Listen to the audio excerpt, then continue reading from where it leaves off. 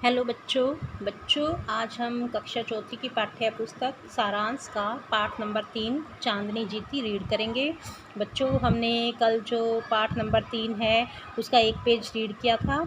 उसके अंदर जो कुछ था वो मैं आपको आज थोड़ा सा बता देती हूँ कि उसमें हिमालय पर एक बस्ती थी अल्मोड़ा। वहाँ पर एक मियाँ जी रहते थे और उनका नाम अब्बू मियाँ था। उनको बकरियाँ पालने का बहुत शौक़ था, लेकिन उनकी बकरियाँ क्या होती थी कि उनके पास ठहरती नहीं थी, वो भाग जाती थी या उनको भेड़िया खा जाता था।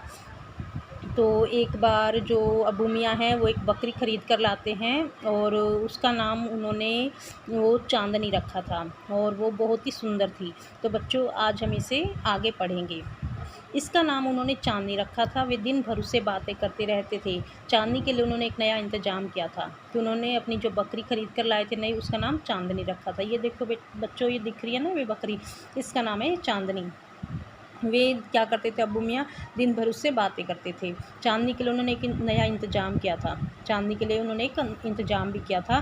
घर के बाहर एक छोटा सा खेत था, उसके चारों ओर उन्होंने कांटे जमाकर बाड़ बंधवाई, जिसके बीच में वे चांदनी को बांध कर रखते थे। रस्सी इतनी लंबी रखते थे कि वह खूब इधर उधर घूम सके। इस तरह बहुत दिन बीत गए। अब्बू खां को विश्वास हो गया कि चांदनी कहीं नहीं जा सकती। जो ये दिख रहा है ना बच्चों आपको पिक्चर में, देखो उन्होंने जो एक खेत था उस खेत के चारों ओर बाड़ बनवा दी थी। ऐसे ये देखो, ऐसे बाड़ बना रखी है कि इससे जो चांदनी है वो इस खेत से बाहर नहीं जा सकती थी। और उन्होंने उसके गले में रस्सी बांध दी थी। ये देखो, ये रस्सी उन्होंने इतनी लंबी छोड़ दी थी कि वो चांदनी है वो इस खेत में कहीं भी घूम फिर सकती है। तो अब अब्बू खां को विश्वास हो गया कि अब चांदनी कहीं नहीं जाएगी। मगर अब्बू खां धोखे में थे। आज़ादी की इच्छा इतनी आसानी से किसी के मन से जाती नहीं।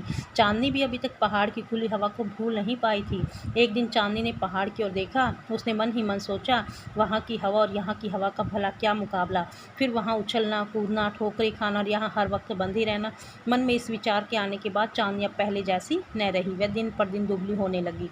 न उसे हरी घास अच्छी लगती, न पानी मजा देता। अजीब सी दर्द भरी आवाज़ में वह में चिल्लाती। लेकिन जो अब्बू मियाँ थे वो क्या थे, वो धोखे में थे। जो चांदनी थी उसको क्या था, उसको आज़ादी अच्छी लगती थी।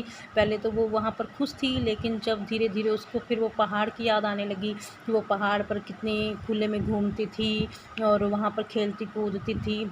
और यहाँ पर उसे घास तो अच्छी मिलती थी, पानी भी अच्छा मिलता था, पर उसको वो आज़ादी नहीं थी। तो इसका जो है वो चांदनी को बुरा प्रभाव पड़ने लगा और वो चांदनी वो है धीरे धीरे क्या होने लगी, बीमार सी रहने लगी और वो पतली होने लगी।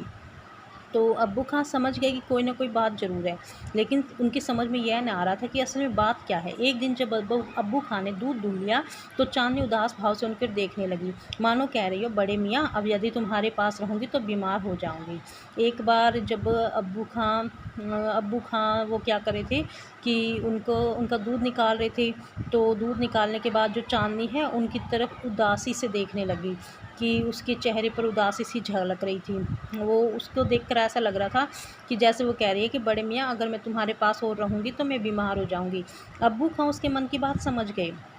वे सोचने लगे, अगर यह पहाड़ पर चली गई तो भेड़िया इसे भी खा जाएगा। वह पहले भी कई बकरियों को खा चुका है। उन्होंने क्या क्या किया, अब चाहे जो हो जाए चांदनी को पहाड़ पर नहीं जाने देंगे। जो अब्बू खां थे वो उसकी बातों को समझ गए, लेकिन वो सोचने लगे कि अगर इसको मैंने पहाड़ पर छोड़ दिया तो इसको भेड़िया खा जाएगा।